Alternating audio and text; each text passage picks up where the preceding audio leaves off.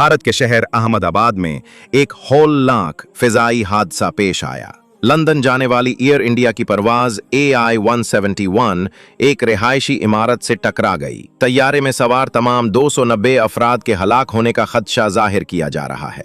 हादसे के वक्त तैयारा लैंडिंग की तैयारी में था जब वो अचानक निशाने से हट गया और एक इमारत से जा टकराया।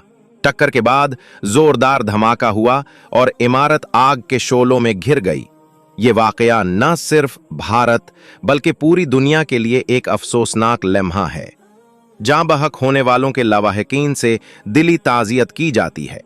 हमारे नबी ने भी हादसों की मौत यानी अचानक मौत से पनाह चाही है।